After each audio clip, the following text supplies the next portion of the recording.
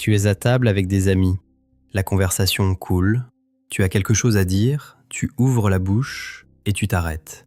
Personne ne t'a coupé, personne n'a levé les yeux au ciel, mais quelque chose en toi murmure. Peut-être que c'est trop. Peut-être que tu parles déjà trop. Peut-être que tu prends trop de place. Ta poitrine se serre légèrement. Tu te replies. Tu te fais plus petit physiquement. On appelle ça discrétion. On appelle ça être respectueux. Mais ce n'est pas ça. C'est un réflexe. Tu te réduis avant qu'on te le demande. Tu n'es pas discret. Tu es en mode survie. Dans la dernière vidéo, on parlait des gens qui répondent toujours « ça va ». Et souvent, sous ce « ça va », il y a exactement ça, la peur d'être de trop. Tu dis « ça va » parce que tu ne veux pas occuper l'espace avec ton état. Tu as peur d'être de trop même dans tes émotions. C'est comme si tu étais une chaise en trop dans une pièce. Personne ne te l'a dit, mais tu le sens. Et tu essaies de disparaître un peu. Tu vérifies ton téléphone pour ne pas déranger la conversation. Tu pars plus vite des soirées. Tu écris moins dans les groupes. Tu vérifies constamment. Est-ce que je dérange ? Est-ce que c'est trop ? Et voilà ce qui est étrange. Personne ne te rejette. Personne ne te dit de partir. Mais tu pars quand même. Personne ne t'a rendu invisible. Tu t'effaces. Si ce que je dis résonne, tu peux rester. Pas de promesse de changement, juste un espace pour reconnaître ce qui est. Parce que les gens qui se sentent de trop ne se considèrent pas comme des victimes. Ils essaient juste d'être pratiques, confortables, invisibles. Et c'est là que ça devient dangereux. Les gens qui se sentent de trop ont une stratégie. Ce n'est pas conscient, mais c'est une stratégie.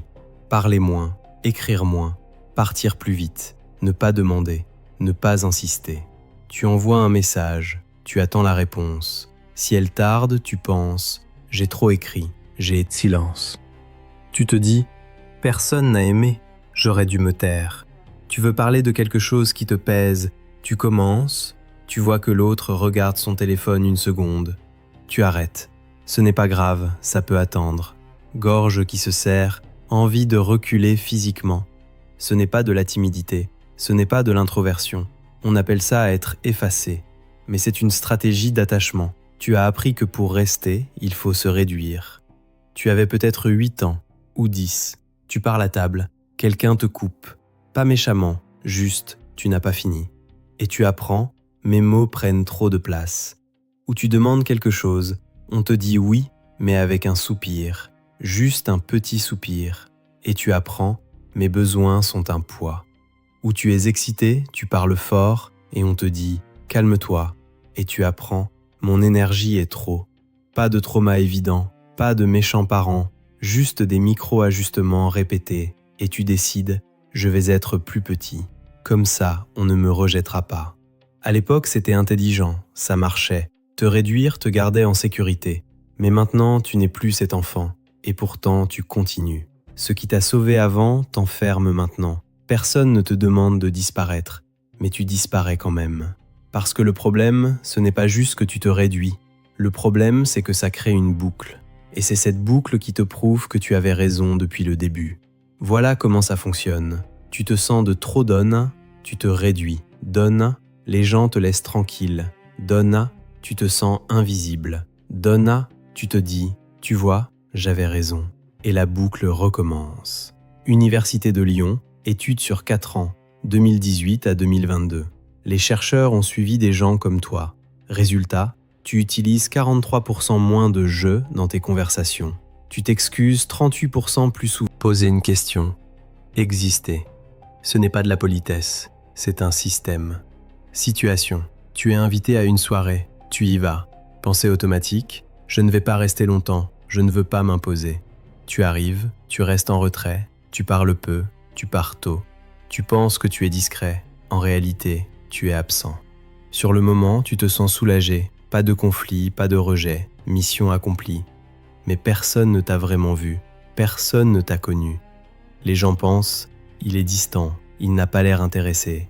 La prochaine fois, on ne t'invite pas, ou on t'invite mais sans insister. Et tu te dis, tu vois, j'étais de trop, j'avais raison.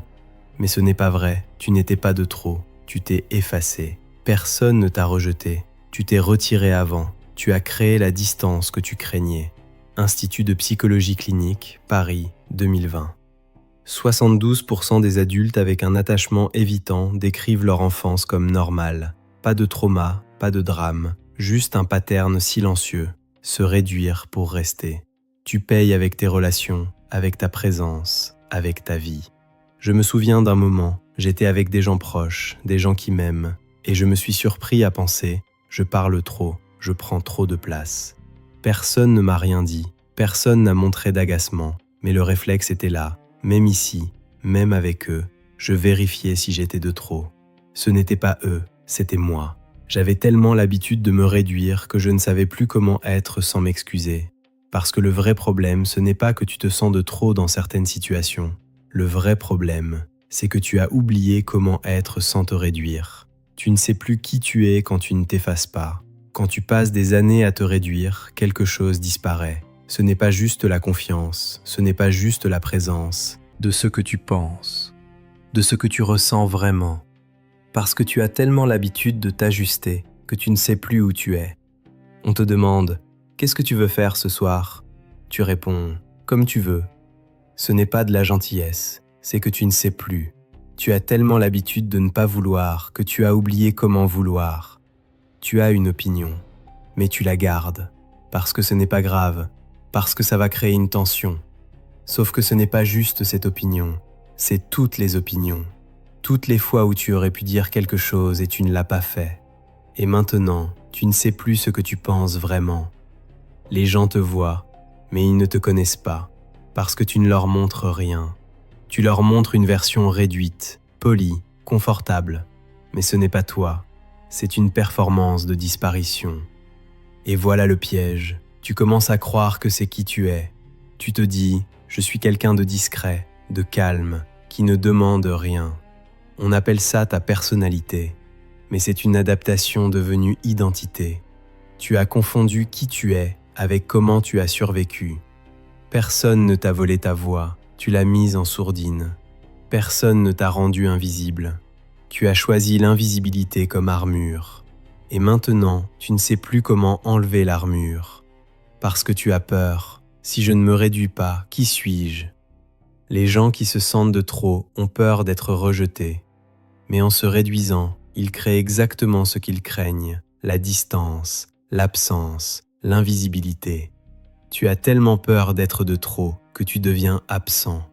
Et l'absence, personne ne peut l'aimer, parce qu'il n'y a rien à aimer. Alors voilà ce qu'on a vu. Tu te sens de trop, tu te réduis, les gens s'éloignent, tu te dis « j'avais raison » et la boucle continue. Ce qui était une stratégie de survie est devenu une prison. Tu as appris à disparaître pour rester.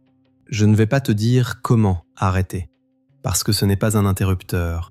Mais voilà ce que tu peux faire dans les prochaines 24 heures. Remarque, juste remarque. Remarque les moments où tu veux t'excuser pour ton existence, les moments où tu veux partir plus vite, parler moins, écrire moins, demander moins. Les moments où tu vérifies « est-ce que je dérange ?» Ne change rien, ne te force pas, remarque juste, parce que tu ne peux pas changer ce que tu ne vois pas, et pour l'instant tu ne le vois pas, tu le vis, c'est différent. Parce que voilà ce que je me demande, est-ce que tu te sens de trop parce que les gens autour de toi sont les mauvaises personnes, ou est-ce que tu te sens de trop parce que tu as oublié comment te donner la permission d'être ? Parfois, le problème n'est pas que tu es trop. Le problème, c'est que tu as décidé il y a longtemps que tu l'étais. Et depuis, tu cherches des preuves. Et tu en trouves. Parce que quand tu te réduis assez, les gens finissent par te traiter comme si tu n'étais pas là. Mais ce n'est pas parce que tu es de trop. C'est parce que tu t'es effacé. Alors voilà ma question. Quand est-ce que tu as décidé que ta présence était un poids ? Qui te l'a appris ? Et pourquoi tu continues à le croire ? Si ce que je dis résonne, fais quelque chose pour moi.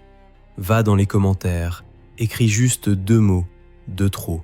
Pas d'explication, pas d'histoire, juste ça, de trop.